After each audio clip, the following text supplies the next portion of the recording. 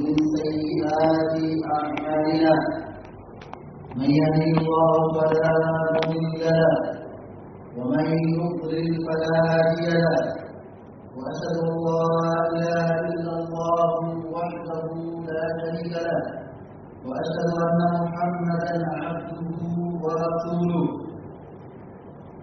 يا أيها الذين آمنوا اتقوا الله حق تقاته ولا تموتن إلا وأنتم مسلمون يا أيها الناس اتقوا ربكم الذي خلقكم من نفس واحدة وخلق منها زوجها وبث منهما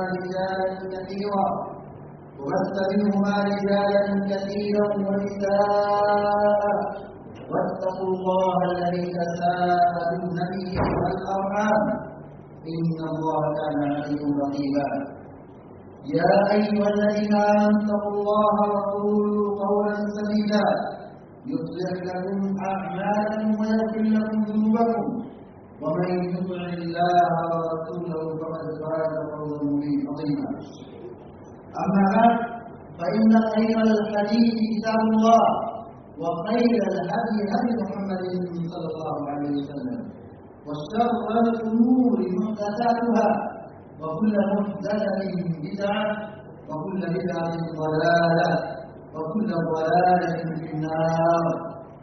أعوذ بالله من الشيطان الرجيم. يوم نقول لجهنم هل امتلأت وتقول هل من مزيد وأزلفت الجنة للمتقين غير بعيد هذا ما توعدون لكل أواب حفيظ من خشي الرحمن بالغيب وجاء بقلب منيب ادخلوها بسلام ذلك يوم الخلود لهم ما يشاءون فيها ولدينا مزيد. وقال جل وعلا في مقام آخر الرحمن على العرش استوى. وقال النبي صلى الله عليه وسلم الراحمون يرحمهم الرحمن ارحموا أهل الأرض يرحمهم من في السماء. هذه الجماعة اللہ رب العالمین کا ہم مسلمانوں پر خصوصی طور پر یہ انعام اور اکرام ہے کہ اللہ تبارک و تعالیٰ نے ہمیں اور آپ کو پیارے نبی جناب محمد رسول اللہ صلی اللہ علیہ وسلم کو بنایا. اللہ تبارک و تعالیٰ کی معرفت صحیح عقیدے کی معرفت اس دنیا کی سب سے بڑی دولت ہے. اگر انسان حقیقت کی عقیدت کو پہچان لے اللہ کو اپنا حقیقی معبود مانے اور خالص اسی کی بندگی کرے شرک سے بچ جائے اس دنیا جہاں کی سب سے بڑی دولت. دنیا فانی ہے کھڑا ہو جائے گی مگر جو آدمی کا ایمان عقیدہ عمل ہے یہ باقی رہے گا اور اسی میں اس کو آخرت میں اجر ملے گا.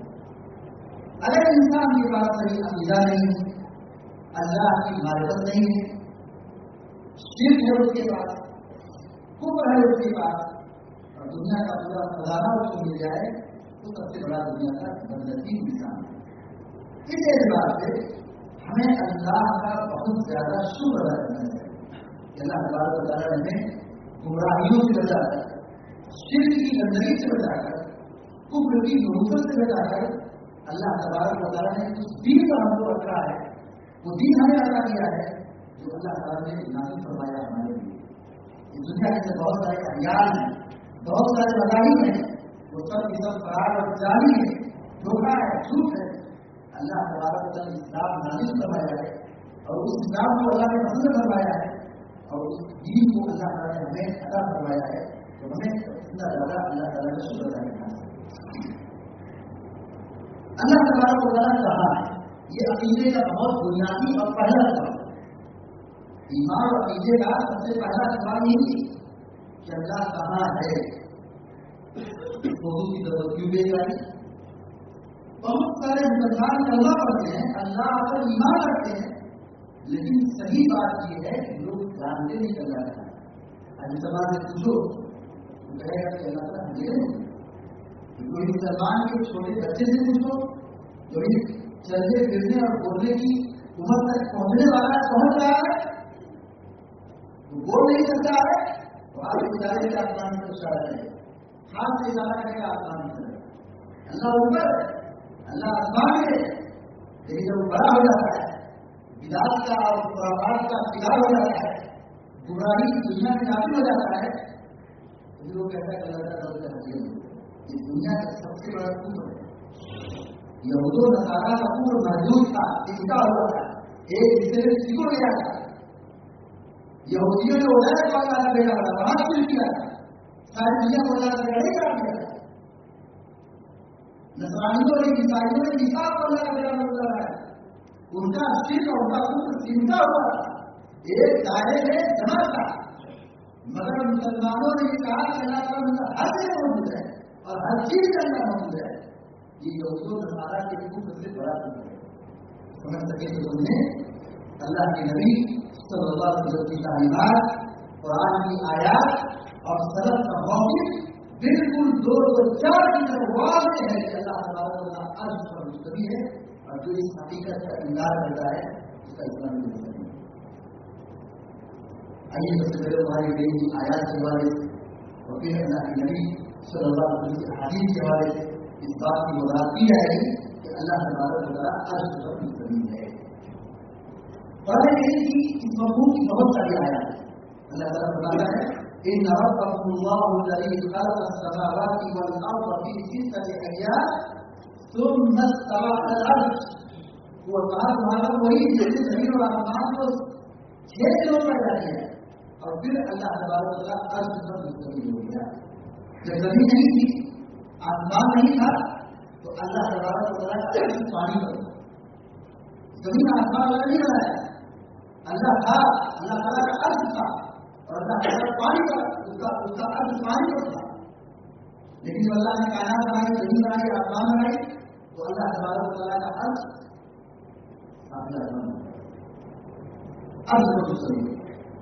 اس مفہوم کی آیت قرآن کریم میں آپ دیکھیں, سورہ اعراف میں, سورہ یونس میں, سورہ نحل میں اور سورہ حدید میں اللہ تبارک و تعالیٰ بار یہ کہا ہے کہ آسمان بنایا, زمین بنائی 6 دنوں میں, ثم استوى علی العرش.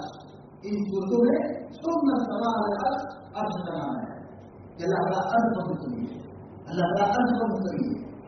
سورہ طه میں فرماتا ہے الرحمن علی العرش استوى, رحمان عرش پر مستوی ہے. اللہ تعالیٰ ہر جگہ نہیں ہے, یہاں بھی ہے, وہاں بھی ہے, اس کے بھی ہے, اس کے بھی ہے, ہر جگہ موجود نہیں ہے. اللہ تبارک و تعالیٰ ذات کے اعتبار سے ساتویں آسمان کے اوپر عرش پر مستوی ہے. وہاں اپنا ہم سے دور ہونے کے بعد اللہ تعالیٰ ہم سے بہت قریب نہیں ہوتی, ذات کے اعتبار سے عرش پر مستوی ہے.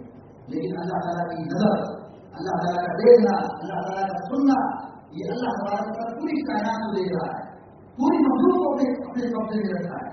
اس کا علم ہر جگہ موجود ہے, وہ اللہ تعالیٰ دیکھ رہا ہے وہاں, لیکن ذات کے اعتبار سے کہاں ہے, ہر جگہ نہیں.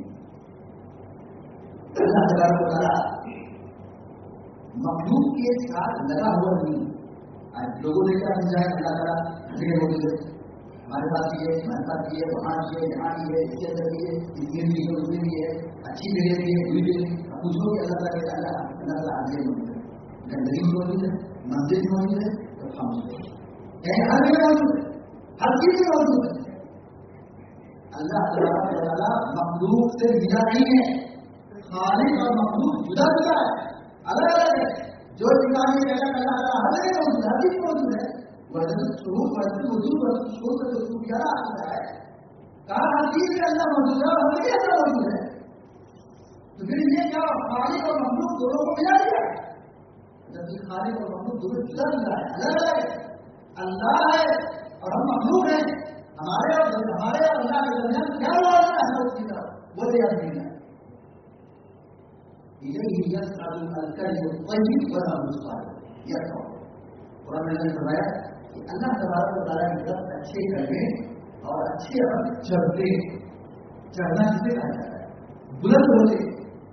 چڑھنا اور بلند ہونا کس کو کہا جاتا ہے, ہم زمین میں ہیں, ہماری اچھائیاں، ہماری عبادت، ہمارے اذکار، ہماری نیکیاں زمین سے آسمان پر لے جائی جاتی ہے، فرشتے ہمارے اعمال کو اٹھا کے لے جاتے ہیں۔ اور کیا فرمایا؟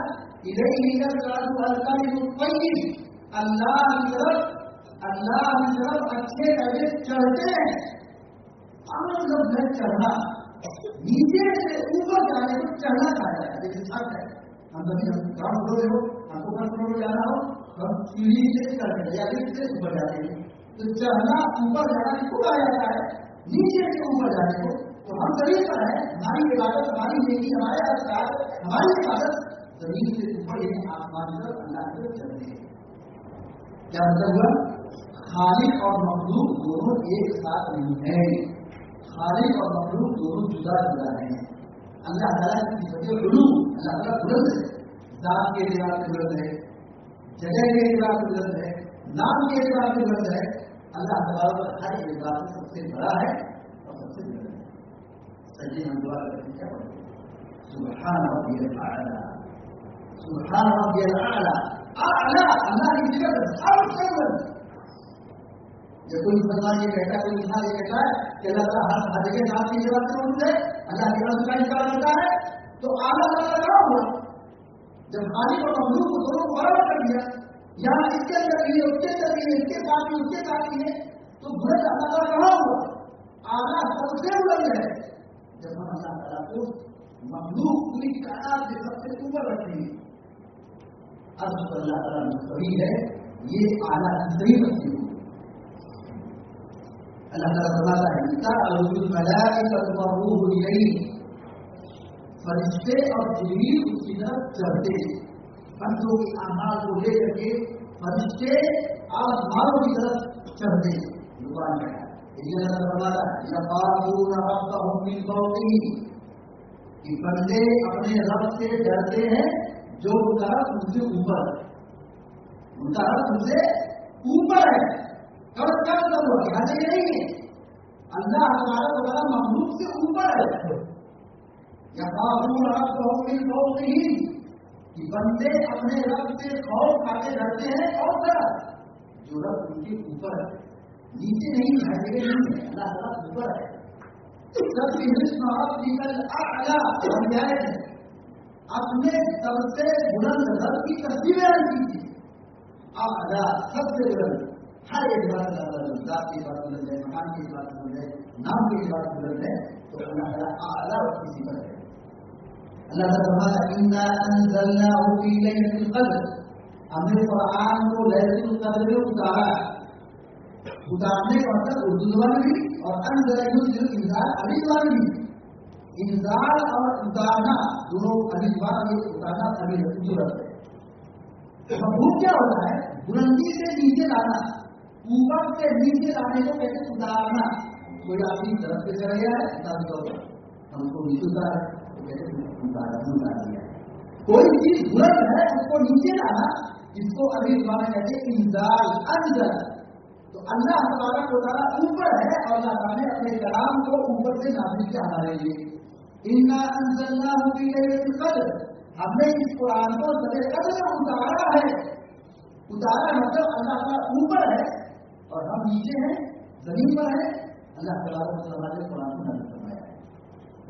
اللہ تعالیٰ فرماتا ہے اَأَمِنْتُم مَّن فِي السَّمَاءِ، اَأَمِنْتُم مَّن فِي السَّمَاءِ، دو جیسے فرمایا کیا تم آسمان والے سے معمول ہو گئے؟ یعنی اپنے ڈر نہیں لگتا، خوف نہیں ہے، یعنی وہ ذات جو آسمان ہے تم کو ڈر نہیں لگتا، خوف نہیں ہے۔ یہاں اللہ تعالیٰ کے اپنے بارے میں جو بات آسمان ہے، مطلب کیا ہے؟ اللہ تعالیٰ ہر جگہ نہیں ہے، ہر ایک کی بات نہیں ہے، بات کی بات ہے۔ اللہ تعالیٰ فرماتا ہے یا عیسیٰ انی متوفیک ورافعک الیک، حضرت عیسیٰ علیہ السلام کے واقعے کو اللہ تعالیٰ نے فرمایا، اور تبدیل اس کی ہے کہ عیسیٰ علیہ السلام کے دشمنوں نے اس کو قتل کرنا چاہا، فلامی کی گھر میں گھس گئے۔ اللہ رب العالمین نے کیا فرمایا؟ کہا اے عیسیٰ ڈرو مت، ہم تم کو پورا پورا اٹھا لیں گے اور اپنی طرف بلند کریں گے۔ یعنی عیسیٰ اتنا نہیں پڑتے، اور اللہ تعالیٰ کہہ رہا ہے کہ عیسیٰ ڈرو مت، میں تم کو پورا پورا اٹھا لوں گا اور اپنی طرف یعنی آسمان کی طرف تم کو اوپر کروں گا، وَرَافِعُكَ إِلَيْهِ، اور میں تم کو اوپر اٹھا لوں گا، بلا لوں گا۔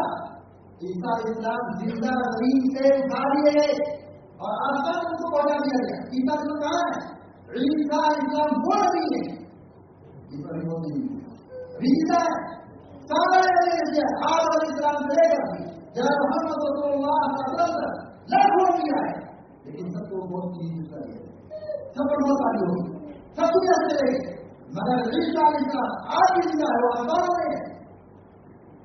اللہ تعالیٰ نے میں تم کو اپنی طرف بلا دوں گا، اپنی طرف اوپر کروں گا۔ کیا مطلب ہے کہ اللہ تبارک و تعالیٰ اوپر ہے اور یہ عیسیٰ علیہ السلام کو اوپر اٹھا دیا۔ اللہ تبارک و تعالیٰ ذات کے اعتبار سے ہر جگہ مستوی ہے، لیکن اللہ تعالیٰ کا علم، اللہ تعالیٰ کا دیکھنا، اللہ تعالیٰ کا سننا، ہر اعتبار سے اللہ تعالیٰ کو وہاں رہتے ہوئے پوری کائنات میں بدل رہتا ہے۔ بہت سارے مسلمان یہ سمجھتے ہیں کہ اللہ تعالیٰ جگہ موجود ہے، انہوں نے قرآن کی استدلال بھی کر دیا ہے۔ قرآن کریم کی آیت ہے وہ اللہ تمہارے ساتھ جہاں بھی ہو، قرآن کریم کی آیت ہے، بدعتیوں نے اس سے استدلال کر لیا ہے، گمراہ لوگوں نے استدلال کیا ہے، استدلال غلط آیت درست ہے لیکن اس کا معنی غلط کر کے استدلال غلط کر لیا ہے۔ ان اللہ الصالحین، اللہ تعالیٰ صبر کرنے والوں کے ساتھ ہے۔ لا تحزن ان اللہ ہمارا گھروں اللہ تمہارے ساتھ ہے، اللہ تعالیٰ تمہارے ساتھ ہے۔ کیا مطلب ہے؟ اللہ تعالیٰ تمہارے ساتھ ہے، ساتھ ہونے کا مطلب نہیں کہ ذات کے ساتھ ساتھ ہے۔ جیسے ہمیں کبھی کسی سے کہتے ہیں تم ٹینشن مت لو، تم جاؤ، تم جا رہے ہوگے ہم تمہارے ساتھ۔ آدمی کہاں رہتا ہے؟ اس کا مطلب دکھا رہتا ہے، اس کے تو ہمیشہ رہتا ہے۔ آدمی گھر میں ہے، ڈیوٹی ہے، کام ہے، اللہ کے سو رہا ہے، جا رہا ہے، کہاں جا رہا ہے، کہاں ہے، لیکن کہتا تم جا رہے ہو، تم رو مت، ٹینشن مت لو، تمہارا مسئلہ حل ہو جائے گا، میں تمہارے سپورٹ میں کھڑا ہوں، تمہارے ساتھ ہوں۔ ساتھ رہنے کا مطلب یہ ہے کہ اللہ تبارک و تعالیٰ مدد کے اعتبار ساتھ ہے، علم کے اعتبار ساتھ ہے، سپورٹ کے اعتبار ساتھ ہے۔ ہم جہاں بھی رہے اللہ ہمارے ساتھ ہے، علم کے اعتبار سے، سپورٹ کے اعتبار سے، مدد کے اعتبار سے، نصرت کے اعتبار سے، تعریف کے اعتبار سے، حفاظت کے اعتبار سے، امن کے اعتبار سے اللہ تبارک و تعالیٰ کے اعتبار سے ساتھ ہیں۔ مخلوق اور خالق دونوں برابر نہیں ہیں، اللہ تعالیٰ ذات کے اعتبار سے عرض پر مشتمل ہے۔ یہ قرآن کریم کی کچھ آیات کی جن کے حوالے سے بات وضاحت کی گئی کہ اللہ تبارک و تعالیٰ عرش پر مشتمل ہے۔ اللہ کے نبی صلی اللہ علیہ وسلم کی احادیث میں اس کی صاف وضاحت موجود ہے۔ ایک بہت مشہور واقعہ ہے کہ ایک صحابی سے غلطی ہو گئی کہ انہوں نے غصے میں اپنی لوٹی کو ایک تھپڑ مار دیا۔ واقعہ یہ کہ لوٹی بکری سے آ رہی تھی، اچانک ایک گڑی آیا اور ان کی لوٹی کو اور ان کی بکری کو اٹھا لے گیا۔ اب مالک کو جب پتا چلا میری بکری کم ہوگی تو چلوائے اور اپنے خادم کو اپنی لوٹی کو بلا کر کہا کہ تم نے دھیان نہیں دیے، اور غصے میں آ کر کے ایک تماچا مار دیا۔ اور جب مار دیا تو حساب تو نہیں کرتی ہوگی، وہی انسان ہے، گڑی آیا کھایا اٹھا لیا، انسان کا کیا وجود ہے؟ درندے سے آدمی کتنا لڑ سکتا ہے، کتنا بچا سکتا ہے؟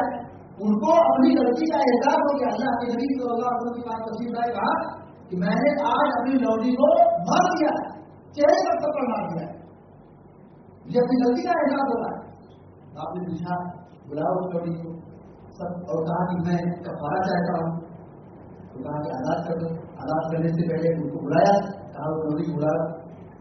پیارے نبی صلی اللہ علیہ وسلم نے سب سے پہلا سوال لوٹی سے کیا، این اللہ، بتاؤ اللہ کہاں ہے؟ لوٹی سے پوچھا، کہا بتاؤ اللہ کہاں ہے؟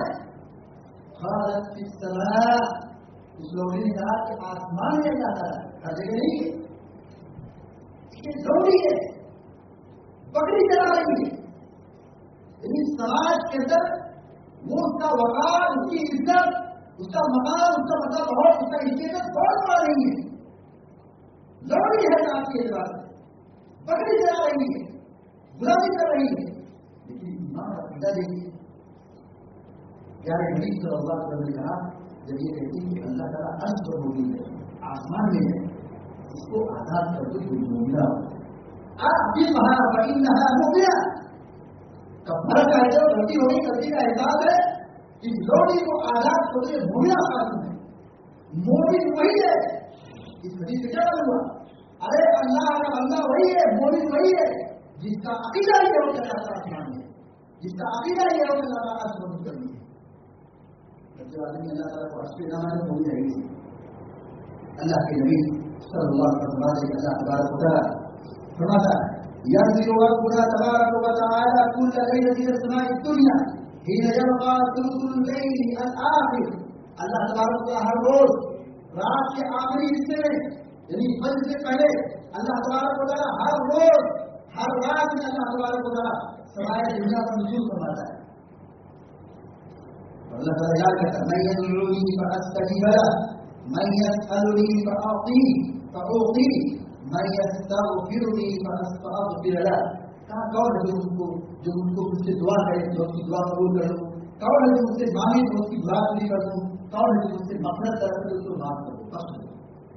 اللہ تبارک و تعالیٰ ہر روز سمائے دنیا پر نزول فرماتا ہے. ہر روز اللہ تعالیٰ سمائے دنیا پر نزول فرماتا ہے. کیا مطلب ہے کہ اللہ تعالیٰ ہر جگہ نہیں ہے؟ اگر اللہ تعالیٰ ہر جگہ موجود ہوتا ہر ذات کے اندر موجود ہوتا تو سمائے دنیا یعنی آسمان دنیا پہلا تو آسمان ہے. اللہ تعالیٰ مخلوق سے بہت قریب ہو جاتا ہے. سمائے دنیا پر نزول فرماتا ہے. پہلا سمائے دنیا کا علاقہ وہاں اللہ تعالیٰ ہر رات کے آخری حصے میں آتا ہے اور وہاں سے اللہ تعالیٰ بندوں کو پڑھتا ہے کون ہے مجھ سے مانگے اس کی بات پوری کر دوں, مجھ سے مفرت کرے اس کو بخش دوں اور مجھ سے مانگے میں اس کو اس کی دعا قبول کروں. اللہ تعالیٰ دنیا پر آتا ہے جگہ نہیں ہے. اسی طریقے سے اللہ کے نبی صلی اللہ علیہ وسلم نے فرمایا کہ بخاری مسلم کی روایت ہے کہ فرشتوں کی باری لگی ہوئی ہے. مسجدوں میں فرشتے آتے نمازوں میں شامل ہوتے نمازیوں کا جائزہ لیتے دن کے فرشتے فجر میں آتے اور عصر میں چلے جاتے اور رات کے فرشتے عصر میں آتے ہیں اور فجر میں چلے جاتے. دونوں کی ڈیوٹی لگی ہے فرشتوں کی. جو دن کے فرشتے رات کے فرشتے دونوں کی آپس میں ملاقات فجر اور عصر میں ہوتی ہے. اب یہ اللہ تعالیٰ کی بات جاتے ہیں کیا ہے ثم يعرج الذين كانوا فيهم. اس کا مطلب غور کیجیے فرشتوں کی ڈیوٹی لگی ہے باری لگی ہے. دن کے فرشتے آتے ہیں فجر میں اور عصر میں چلے جاتے ہیں. رات کے فرشتے آتے ہیں عصر میں اور پھر فجر میں چلے جاتے ہیں. حدیث کا بات ہے ثم يعرج الذين كانوا فيهم.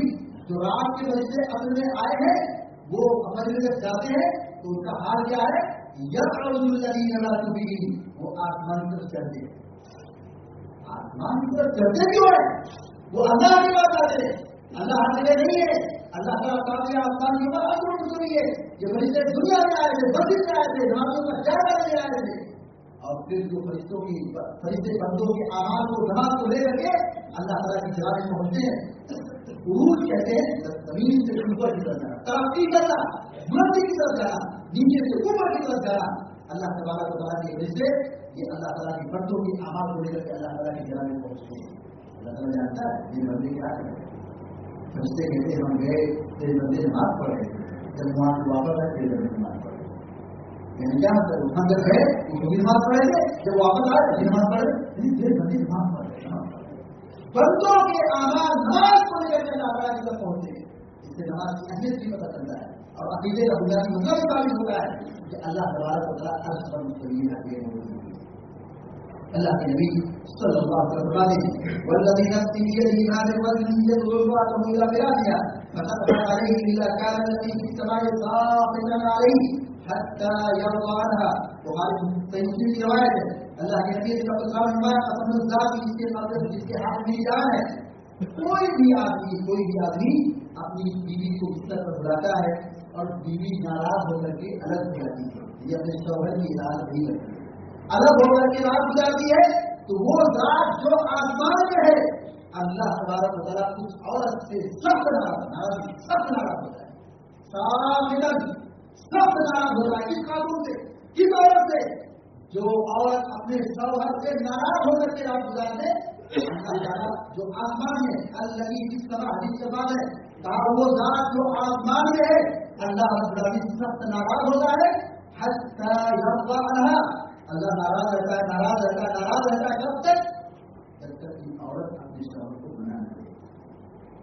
حتی یرضی اگر کوئی شوہر راضی ہو جائے بیوی منع کرتی شوہر راضی ہو جائے بیوی جب دونوں راضی ہو گئے تو اللہ تعالیٰ ناراضی بند ہو جائے. یہاں اللہ تبارک و تعالیٰ کے بارے میں اللہ کے نبی صلی اللہ علیہ وسلم کا جو ذات آسمان میں ہے اس چیز سے معلوم ہوا کہ اللہ تعالیٰ آسمان کے اوپر ہے. الراحمون یرحمهم الرحمن.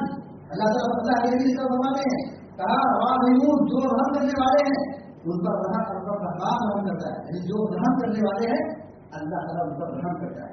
ارحموا اہل الارض یرحمکم من فی السماء. اے زمین والوں تم زمین والوں پر رحم کرو. اے انسانوں اے اللہ کے بندو اللہ کے بندوں پر رحم کرو. اللہ کی مخلوق پر رحم کرو. زمین والوں پر رحم کرو.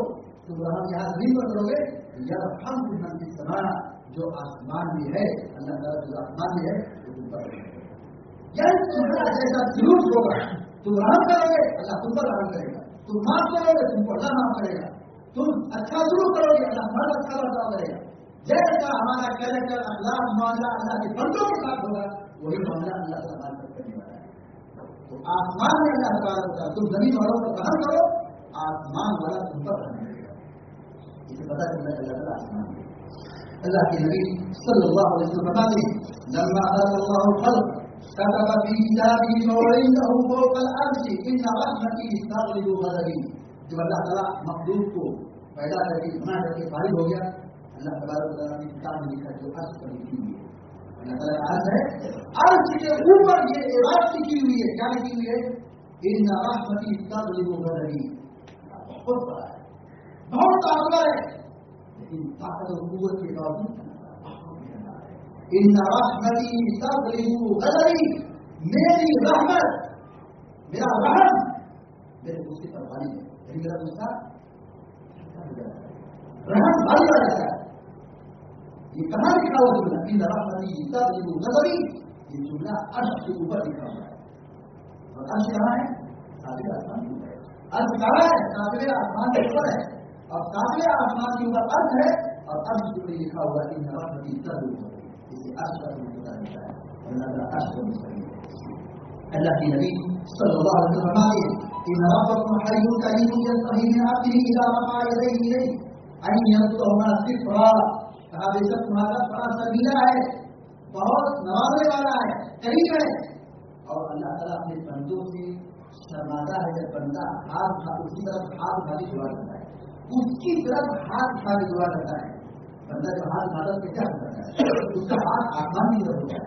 دعا کا قبلہ یعنی آپ دعا کے آداب میں کیا ہے چہرہ قبلے کی طرف ہونا چاہیے اور دعا کا جو قبلہ ہے ہاتھ یہ آسمان کی طرف ہونا چاہیے. جب بندہ اللہ کی طرف اپنے ہاتھ کو اٹھا کر کے دعا کرتا ہے اللہ کی طرف ہاتھ اٹھا کر کے دعا کرتا ہے کیا مطلب ہے اللہ تعالیٰ یہ نہیں کہ ہاتھ جو اٹھتا ہے بلند ہوتا ہے آسمان کی طرف ہوتا ہے. تو ہاتھ آسمان کی طرف ہو یہ اللہ تعالیٰ کی طرف اشارہ کر رہا ہے کہ اللہ تعالیٰ اوپر ہے. بندہ ہاتھ اٹھا کے کبھی نہیں کرتا ہاتھ دائیں اور بائیں نہیں اٹھاتا ہے اپنے ہاتھ اٹھاتا ہے اوپر آسمان کی طرف اٹھاتا ہے. ان یردهما صفرا. جب بندہ اپنے دونوں ہاتھ کو اللہ کی طرف اٹھاتا ہے یعنی آسمان کی طرف اٹھاتا ہے تو اللہ تعالیٰ کو شرم آتی ہے بندے کے ہاتھ اٹھانے لگتا ہے. یعنی بندے کی دعا کو اللہ تعالیٰ قبول کرتا ہے کبھی بندے کو اللہ قبول نہیں کرتا ہے. آدمی کیا سوچتا ہے میں نے مانا میری دعا قبول نہیں معلوم ہو گیا. سوچو اللہ نے دعا قبول کر لی خوشی کی بات نہیں. اللہ نے دعا قبول نہیں کی خوشی نہ ہونی چاہیے. لوگ ناراض ہو جاتے ہیں محروم سے سوچتے کہ ہم کو ہماری دعا نہیں ہم مانگے ہم کو اللہ نہیں دے رہا ہے محروم ہو گئے. ہاں اللہ تعالیٰ سے ناراض ہونے کا ملتا نہیں. ارے دعا قبول ہو گئی ہم خوش ہونا چاہیے. اگر دعا قبول نہیں ہوئی خوشی زیادہ ہونا چاہیے ڈبل ہونا چاہیے دوگنا ہونا چاہیے. کیوں ہم سوچتے ہم کو یہ ملنا چاہیے. ہمارے پاس کیا تجربہ ہے کیا علم ہے کیا صلاحیت ہے کیا جانکاری ہے. اللہ نے تمہیں بنایا ہے اللہ کو بہتر معلوم کی سمجھو اس کی ضرورت نہیں. اور ہمیں جو وعدہ دنیا میں کیا اور اگر ہم دنیا میں محروم ہو گئے اس دعا کی قبولیت کا فائدہ ہمیں آخرت ملنے والا ہے.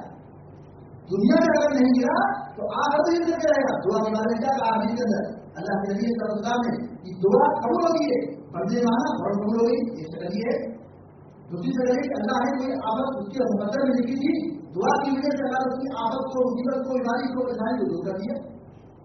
نہ اس کی بیماری کو ہوئی نہ اس کی دعا کو ہوئی نہ اس کی آفت کو ہوئی. دعا کرنے کے بعد معلوم ہو گیا آخرت میں اس کا اجر ملے گا.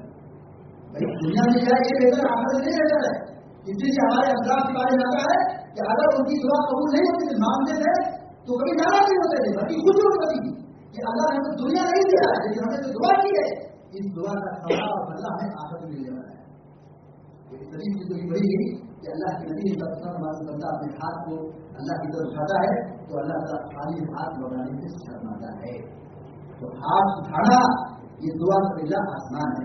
اللہ تعالیٰ آسمان میں اللہ کے نبی صلی اللہ علیہ وسلم فرماتے ہیں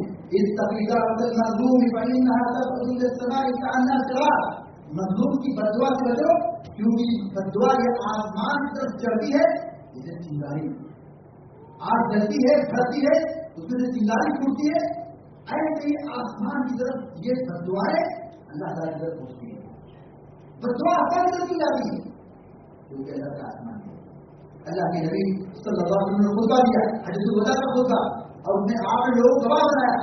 اللہ کے نبی صلی اللہ علیہ وسلم اپنی شہادت کی انگلی کو خطبے کے دوران آسمان کی طرف بلند کر کے اس کو نیچے کی طرف لا رہے تھے. کیا ایسا تھا کہ اے اللہ جو یہ میں بندوں سے پوچھا ہوں تیرے بندوں سے پوچھا ہوں کہ میں نے اپنی ذمہ داری کو ادا کر دیا, میں نے تبلیغ کر دی, سمجھا دیا, دین سکھا دیا, دین مکمل ہو رہا ہے, میں نے دین کی ساری باتوں کو تک پہنچا دیا ہے. اے اللہ تو گواہ. اور آپ آسمان کی طرف اپنی انگلی کو اٹھا کر کے بندوں کی طرف لا رہے تھے اور کہہ رہے تھے کہ تم بھی گواہ ہو کہ میں نے اپنی ذمہ داری کو, اپنی ڈیوٹی کو جو اللہ نے مجھے عطا کی تھی, میں نے اپنی ذمہ داری ڈیوٹی کو آپ کو ادا کر دیا.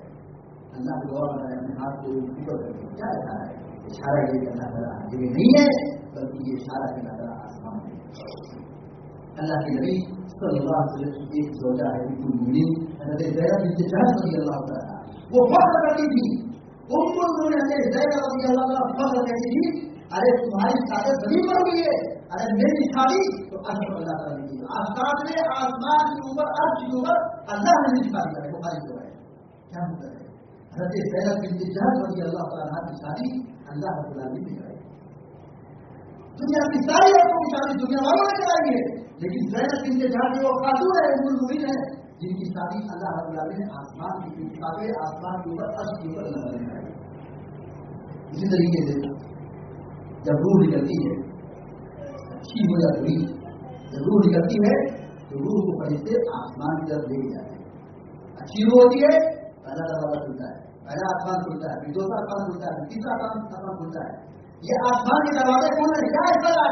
فرشتے بندوں کی روح کو آسمان کی طرف اٹھا لے جا رہے ہیں, اللہ کی طرف لے جا رہے ہیں, کہا لے جا رہے ہیں اللہ کی طرف لے جا رہے ہیں. اللہ تعالیٰ آپ کے آسمان کے اوپر ہے. اور جو بری روح ہوتی ہے وہ لے جایا جاتا ہے اور پھر آسمان کی دروازہ نہیں کھلتا ہے. مومن بندوں کی روح ہے علیین ہے, جنت ہے, اور جو فاسق گناہگار ظالم اور کافر لوگ ان کی روح ہے سجین ہے. ابوبکر صدیق رضی اللہ تعالیٰ عنہ نے خطبہ دیا کہ اللہ کے نبی صلی اللہ علیہ وسلم کی بات ہے. یہ تو قرآن حدیث کی دلیل ہو گئی. اب سلف کا نمونہ دیکھیے, صحابہ کا عقیدہ دیکھیے. ابوبکر صدیق رضی اللہ تعالیٰ عنہ صحابہ میں سب سے بلند اور سب سے افضل صحابی ہیں. وہ کیا کہتے ہیں خطبے میں؟ کہا وَإِن كَانَ إِلَٰهُكُمُ الَّذِي فِي السَّمَاءِ فَإِنَّ إِلَٰهَكُمْ لَمْ يَمُتْ. کہا اگر تمہارا معبود جو تمہارا معبود آسمان میں ہے وہ مرتا نہیں. ابوبکر صدیق یہ کہہ رہے ہیں کہ تمہارا معبود آسمان میں ہے. نہیں, تمہارا معبود کون ہے؟ اللہ ہے. وہ کہاں ہے؟ آسمان میں. حضرت عبداللہ بن عباس رضی اللہ تعالیٰ عنہ حضرت عائشہ صدیقہ رضی اللہ تعالیٰ عنہ کی شان بیان کرتے ہیں, کہتے ہیں انزل اللہ براءتک من فوق سبع سماوات جاء به الروح الامین. عائشہ رضی اللہ عنہ کہہ رہے ہیں عبداللہ بن عباس جو صحابہ میں سب سے زیادہ تفسیر کے ماہر قرآن کی تفسیر کی جانکار تھے, وہ کہتے ہیں کہ اے عائشہ اللہ نے تمہاری برات کو, تمہاری پاکدامنی کو ساتویں آسمان کے اوپر سے نازل کیا ہے. پورا قرآن ساتویں آسمان سے نازل ہوا ہے. پورا قرآن ساتویں آسمان سے اترا ہے. لیکن اللہ کے نبی صلی اللہ علیہ وسلم کی زوج مبارکہ پر جو زنا کا الزام آیا, اس کی برات کے بارے میں یہ کہہ رہے ہیں کہ اللہ نے آپ کی پاکدامنی, آپ کی برات زنا سے دوری, جو الزام لگا جھوٹ ہے, غلط ہے, باطل ہے, یہ اللہ نے ساتویں آسمان سے تمہارے بارے میں. امام ابو حنیفہ رحمۃ اللہ علیہ سب میں سے ابو حنیفہ رحمۃ اللہ جن کے مقلدین, جن کی تقریر کرنے والے, ڈھول پیٹنے والے بہت سارے مسلمان ہیں ہندوستان کے اندر, دوسرے ملک کے اندر. کہنے کو تو کہتے ہیں ہم حنفی ہیں, لیکن عقیدہ حنفیت پر نہیں ہے. ابو حنیفہ اللہ کا عقیدہ نہیں. کیوں؟ کیونکہ تقلید تو کرتے ہیں ابو حنیفہ رحمۃ اللہ علیہ کی, لیکن ان کا عقیدہ تو نہیں ہے. اور عوام کو بیوقوف بناتے ہیں کہ ہم حنفی ہیں, ابو حنیفہ کو فالو کرتے. یہ آدھا ٹیچر آدھا بڑے کا معاملہ ہے. عقیدے کے معاملے میں ابو حنیفہ رحمۃ اللہ علیہ کا عقیدہ لوگوں نے نہیں کیا. امام ابو حنیفہ رحمۃ اللہ علیہ سے پوچھا گیا, کہا گیا کہ میں اگر کوئی یہ کہے کہ میں نہیں جانتا ہوں میرا زمین میں ہے یا آسمان مجھے نہیں معلوم ہے, میں اللہ کو مانتا ہوں لیکن مجھے نہیں معلوم میرا زمین میں ہے یا آسمان میں, میں نہیں جانتا ہوں. ابو حنیفہ رحمۃ اللہ نے کہا کہ الرحمن علی العرش استوى, رحمان عرش پر مستوی ہے. جو آدمی یہ کہتا ہے مجھے نہیں معلوم میرا اللہ زمین میں ہے یا آسمان ہے, کافر ہو گیا. پھر کہا گیا, ابو حنیفہ کہتے ہیں پھر پوچھا گیا کہ اگر کوئی یہ کہے کہ میں اللہ کو تو مانتا ہوں لیکن مجھے پتا نہیں کہ میں نہیں جانتا ہوں کہ اللہ تعالیٰ کا عرش کہاں ہے, ایسا بھی آدمی کافر ہو گیا. یعنی جو آدمی اللہ کو عرش پر مستوی نہیں مانتا ہے, امام ابو حنیفہ رحمۃ اللہ کا کھلا کھلا ہے, ایسا آدمی کافر ہو گیا. سلف کا موقع نہیں تھا, سلف کا فتویٰ نہیں تھا, سلف کا عقیدہ نہیں تھا. امام ابو حنیفہ رحمۃ اللہ نے کیا بتایا, کہا جو آدمی یہ کہتا ہے کہ مجھے نہیں معلوم کہ اللہ تعالیٰ کا عرش کہاں ہے, اتنی موٹی بات, اتنی واضح بات, عقیدہ اور ایمان کتنی آسان رہتی واضح بات نہیں جانتا ہے, ایسا آدمی کافر ہو گیا. جو آدمی اللہ کو نہیں جانتا, عرش کو نہیں جانتا, وہ کیا مسلمان ہے, کافر ہو گیا. کیونکہ اس نے اللہ تعالیٰ کے عرش کا انکار کیا جو ساتویں آسمان کے اوپر ہے, اس پر اللہ تعالیٰ مستوی ہے. امام مالک رحمۃ اللہ علیہ کے پاس ایک آدمی آیا اور کہا آپ کہتے ہیں کہ اللہ تعالیٰ عرش پر مستوی ہے, بتائیے اللہ تعالیٰ عرش پر کیسے مستوی ہے. سوال کیا. امام مالک رحمۃ اللہ علیہ ناراض ہو گئے, پریشان ہو گئے, پسینے میں ڈوب گئے اور خاموش ہو گئے, اتنا سخت ناراض ہو گئے. لوگوں نے کہا ایسی ناراضی تو کچھ دیکھی نہیں تھی. تو ریلیکس ہو گئے. کچھ منٹ کے بعد کہا الاستواء معلوم, سنو اللہ تعالیٰ عرش پر مستوی ہے, کلیئر ہے, معلوم ہے.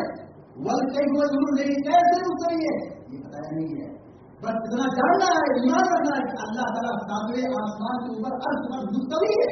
وہ کیسے مستوی ہے, کس طرح مستوی ہے, کیفیت کیا ہے, اس پر پوچھنا, ڈیٹیل میں جانا, کھوج کرنا, تحقیق کرنا, پوچھنا, جانکاری حاصل کرنا, یہ سب کیا ہے, مجبور ہے. اور مجبور چیزوں کے بارے میں جاننا یہ سب کیا ہے, فالتو چیزیں ہیں. الایمان بھی واجب, اس بات پر ایمان رکھنا واجب اور ضروری کہ اللہ تعالیٰ عرش پر مستوی ہے. والسؤال عنه بدعہ, اور کیسے مستوی ہے, کس طرح مستوی ہے, یہ سوال کرنا, خود پوچھ کرنا, یہ بدعت ہے, گمراہی ہے. اور آپ بڑا اس کو لوگوں کا حکم دکھا, اس آدمی کو مسجد سے بھگا دو, مسجد سے نکال دو, یہ بہت گیا ہے, برباد اور برا ہو گیا ہے. لوگ اس کو اٹھا کر مسجد سے باہر کر دیا. سلف کا عقیدہ یہی تھا کہ اللہ تبارک و تعالیٰ عرش پر مستوی ہے. امام مالک رحمۃ اللہ علیہ, امام شافعی رحمۃ اللہ علیہ اور جتنے بھی طرف ہے, سب کا عقیدہ اور نظریہ یہی ہے کہ اللہ تبارک و تعالیٰ ذات کے اعتبار سے ساتویں آسمان پر مستوی ہے. اور اللہ تعالیٰ کا علم, اللہ تعالیٰ کی نصرت, اللہ تعالیٰ کی تعریف, اللہ تعالیٰ کا دیکھنا پوری مخلوق کو شامل ہے. اللہ تعالیٰ کی دعا کرتے ہیں ہم سب کو جتنی کی گمراہی ہو جائے وہی کا مطلب کو قائم رکھے, اور ہم سب کو کسی شر سے, فساد سے محفوظ رکھے, اور ہم سب کو اللہ تبارک و تعالیٰ کی توفیق عطا فرمائے, گناہوں سے بچائے. اللہ تعالیٰ ہم مریض ہیں اپنے بندوں کو شفائے عطا فرمائے, جو پریشانی کو دور فرمائے, جو قدر کی سمجھتی کو دور فرمائے, جو مغلوب ہے اللہ کے ساتھ لے ہے وہ اللہ فرمائے, اور جو اپنے ایمان کے دنیا سے سب کچھ نہیں اللہ دور سے بڑھے, اور ہم کو اللہ کام سے بچائے, اور ہم سب کی اللہ کام سے بچائے, سجا کے ہندے سے بچائے, اور ہم سب کو جانا کی یاد میں بچائے, اور جب تم کے دور میں سب کو اللہ تعالیٰ نے فرمائے. آمین یا رب العالمین. اقول قولی هذا واستغفر الله لي ولكم ولسائر المسلمين فاستغفروه انه هو الغفور الرحيم. وصلى الله على نبينا محمد وسلم على رسوله.